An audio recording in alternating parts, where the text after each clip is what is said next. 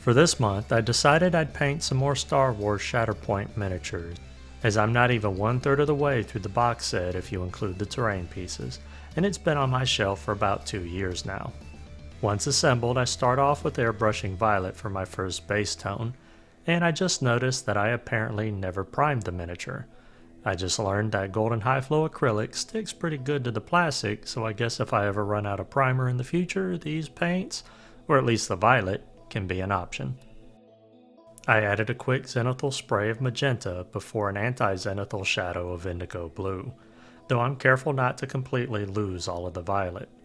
Finally, I added a zenithal spray of an off-white from directly overhead before heading inside to my desk.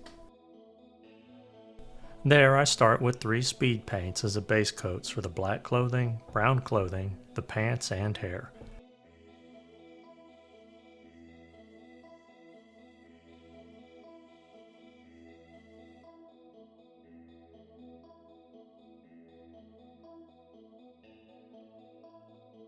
For the metal parts of the belt and the lightsaber handle, I base coated these with a basic acrylic, and while I was at it I filled the vents and recesses on the base before base coating the lightsaber blade in blue. I then started to highlight the face with slow, careful applications, but soon realized that I needed to add a lot more flesh tone, so I ended up doing an almost wet dry brush to leave some of the airbrush tones in the recessed areas. I called the base coats done after adding a quick application of matte varnish to tone down the natural glossiness of the golden high flow acrylic paints that I had airbrushed with. For the black clothing, I started with adding shadows using glazes made from the same black that was already on my palette. To keep the runtime of this video low, I'll not be showing the other clothing being painted. However, they follow the same steps, granted using different colors, and as always, there'll be a spreadsheet excerpt shown at the end of the video with the full steps and the colors that I had used. For the black clothing's highlights, I create a dark smoky blue by mixing these 3 tones together, and I apply them as rough hatching lines, volumetric, and edge highlights.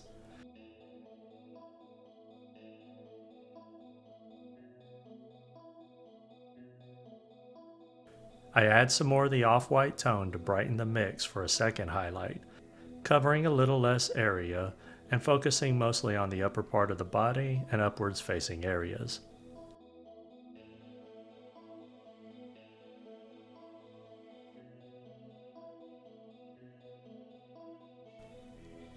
I then finish up the clothing with one additional highlight of light blue permanent, which is a very bright baby blue. This last color was added sparingly as it was very light. For the flesh, I followed a similar process, a highlight of peach, followed by a lesser highlight of light pink. With each highlight, I try to focus on covering less area and putting the highlights on the upper facing shapes, towards where an imagined overhead light was coming from.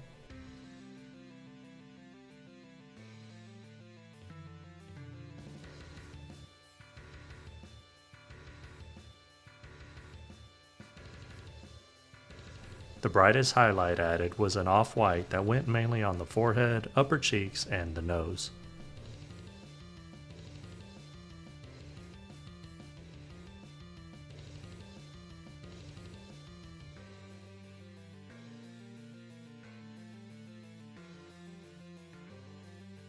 Thinning some magenta, I added this around the scar to give it an angry redness. And then, diluting burnt sienna to a glaze, I applied this over the lips with several passes. A highlight with light pink, already on my palette, finished the mouth.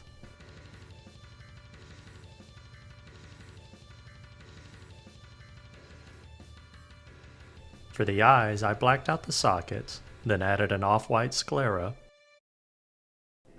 added dots of red and yellow for the iris, and then finished with a very tiny touch of black for the pupil. The look I was going for was this.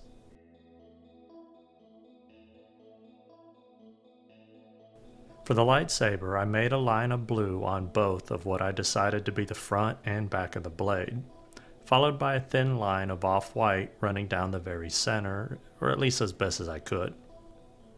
At the base of the blade where it meets the handle, I widened the white line into a bulb-like shape.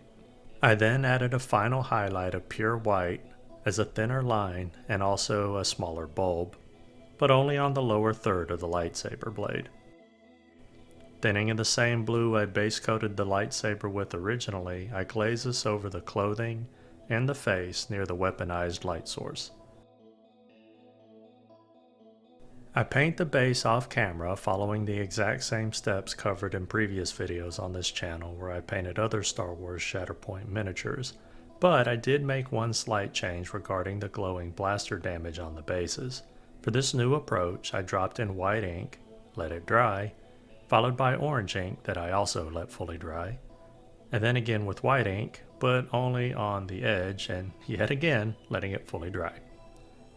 I finished up with adding a little yellow ink over the white, and then using white and yellow inks to add a little bit of sparks, and then I get to call it a night.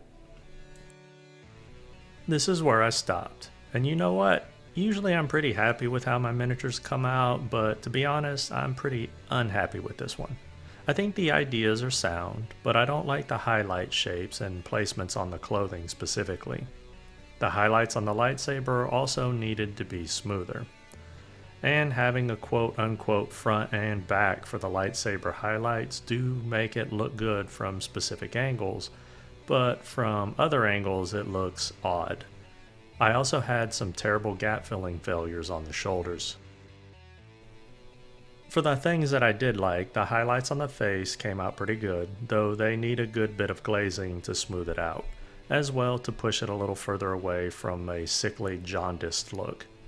The highlights on the hair are decent as well, though they could use some different tones for shadows towards the back. The blaster damage changes do look better to me than what I did on my last Shatterpoint miniatures, and really the only change was to remove the red acrylic. Ultimately, I feel like if I had made the highlights on the clothing wider and larger, specifically on the upwards facing areas like the pants legs and the black top, and also if I spent another 2 hours or so glazing in general on the miniature, I think this could have looked pretty good, at least by my standards.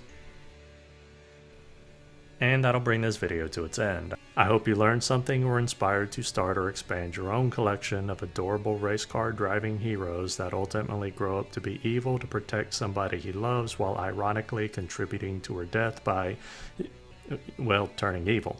If you have any questions, feel free to ask, and if you like the content of this video and would like to see more, you can easily support the channel by liking, commenting, sharing, and subscribing.